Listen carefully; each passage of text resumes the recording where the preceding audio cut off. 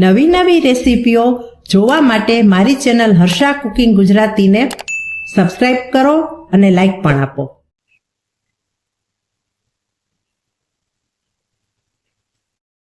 આજે આપણે બનાવવા જઈ રહ્યા છીએ ગુવારનું શાક.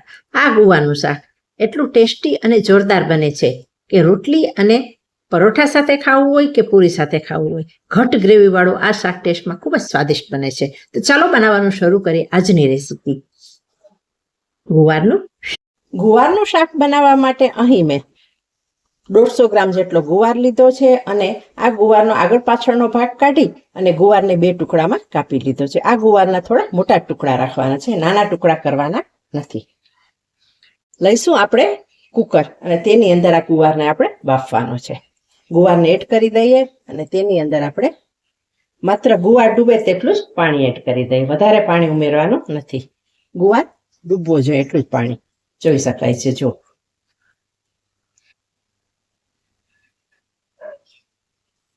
બસ ગુવાર ડૂબી જવો જોઈએ. અને હવે તેની અંદર આપણે એડ કરીએ થોડું મીઠું અને હળદર અને હવે આપણે મિક્સ કરી લઈએ.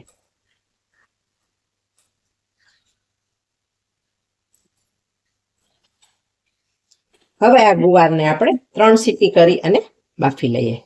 શાક માટેનો હવે આપણે એક મસાલો તૈયાર કરી લઈએ. તેના માટે મિક્સરની નાની જાર લીધી છે અને તેની અંદર એડ કરી આપણે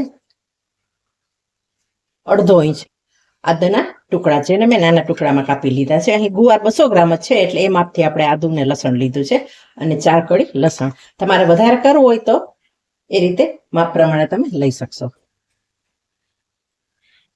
1 લીલું મરચું, 1 નાનું ટામેટું. આ ટમેટું દેશી છે એટલે આ શાકનો ટેસ્ટ બહુ સરસ આવવાનો છે. ત્યાર પછી કોથમરીને મેં દાંડલીઓ સહિત લીધી છે. આ રીતે દાંડલીઓ સહિત કોથમરી નાખીશું ને તો એકદમ શાક આ ફ્લેવરફુલ બનવાનું છે. જો બહુ સરસ બનવા શાક. હંમેશા મારી રેસીપીમાં હું કોથમરીની દાંડલીઓ એડ કરતી જ હોઉં છું. 1 ચમચી સફેદ તલ અને 2 ચમચી સિંગદાણા.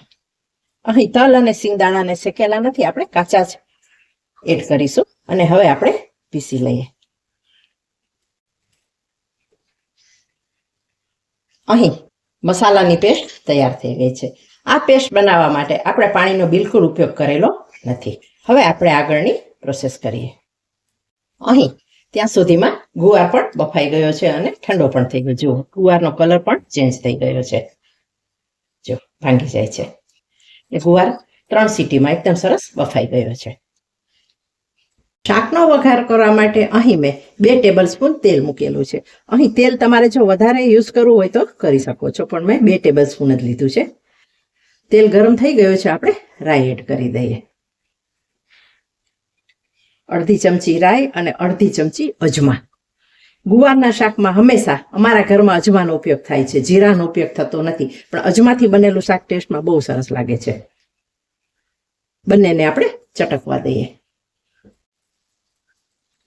અડધી ચમચી હિંગ ઉમેરી દઈએ અને ત્યાર પછી આપણે જે મસાલાની પેસ્ટ તૈયાર કરી છે તેને પણ એડ કરી દઈએ.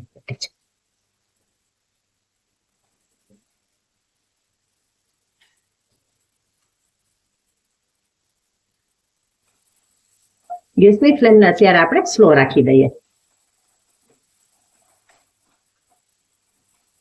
ને હવે સિંગદાણા અને તલને એટલા માટે નહોતા શેક્યા કે તલ અને સિંગદાણા આમાં મસાલા સાથે એકદમ સરસ એવા ફ્રાય થઈ જશે. જો ધીમા તાપે કરશું ને એટલે બળશે પણ નહીં અને મસાલા સરસ તેલમાં શેકાઈ પણ જશે. ગુવારના ભરેલા શાકનો વિડીયો પણ મેં ચેનલ પર મૂકેલો છે અને ગુવારનું બીજું શાક પણ મૂકેલું છે, એટલે ગુવારના નવા શાક જોવા હોય ને તો તમે ચેનલ પર આવીને જોઈ શકો છો. અત્યારે ગુવાની સિઝન છે એટલે એક પ્રકારનું શાક ખાઈને કંટાળી ગયા હોય ને તો હવે નવા શાક આપણે બનાવીને ખાઈ શકીએ અને ખવડાવી શકીએ. જેમ જેમ મસાલો શેકાતો જશે ને એમ તેલ છૂટું પડતું જશે. જુઓ હવે આ તબક્કે આપણે મસાલા કરી દઈએ.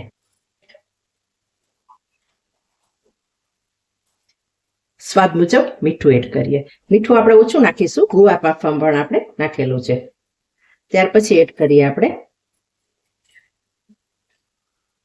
મરચાની ભૂકી. આ ભૂકી કાશ્મીરી ભૂકી છે એટલે હું 3 નાની ચમચી એડ કરું છું. 3 નાની ચમચી ધાણા જીરું પાવડર.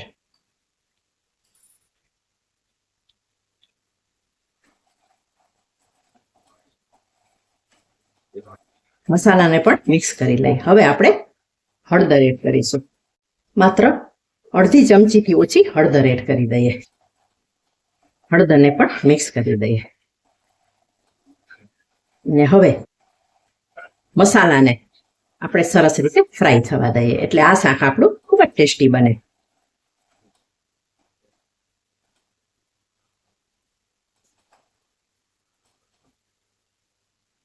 ગેસની લો ફ્લેમ પર આપણે મસાલાને સરસ રીતે ફ્રાય કરી લીધા છે. જુઓ, એટલે સુગંધ પણ આવી ગઈ છે મસાલાની ફ્રાય થવાની. હવે આ તબક્કે આપણે ઉમેરી દઈશું અડધી વાટકી મોળું દહીં.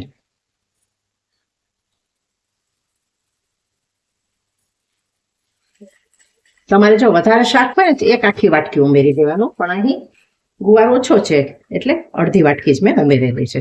અને હવે આપણે દહીંને પણ સારી રીતે મિક્સ કરી લઈએ મસાલા સાથે અને દહીંની કચાશને પણ આપણે દૂર કરીએ અને એક સરસ એવી ગ્રેવી તૈયાર કરી લઈએ.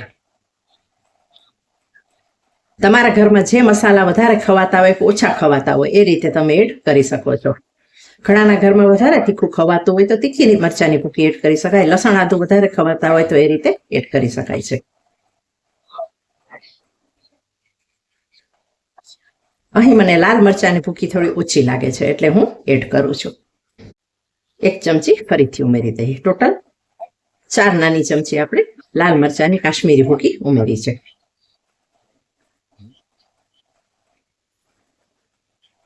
તમને જો ખાંડ પસંદ હોય ને તો એડ કરવાનું, પણ આ શાકમાં ખાંડ નહીં સારું લાગે એટલે હું નથી ઉમેરતી. પણ જો તમારા ઘરમાં ગળ્યું ખવાતું હોય ને થોડું ગળાશવાળું અથવા સ્વાદને બેલેન્સ કરવો હોય વધારે સારો તો તમે ખાંડ ઉમેરી શકો છો.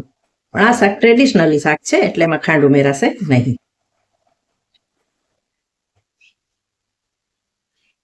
ગેસની ફ્લેમને આપણે થોડી મીડિયમ કરી દઈએ.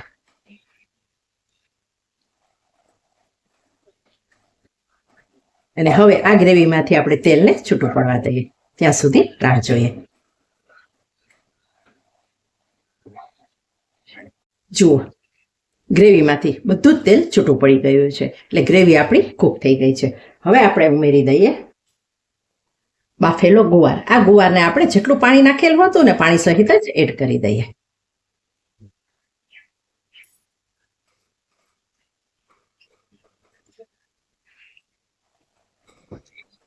મિક્સ કરીએ.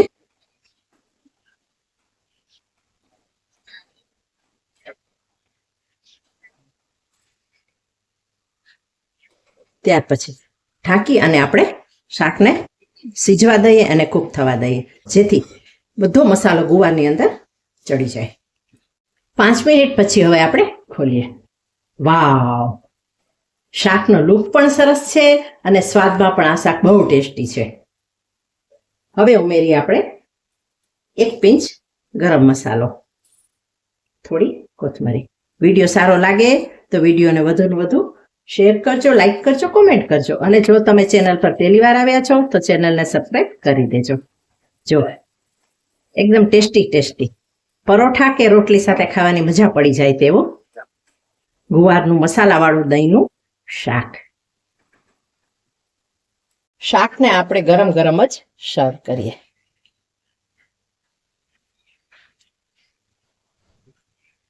હવે મળીશું બીજી જ નવી રેસીપી સાથે.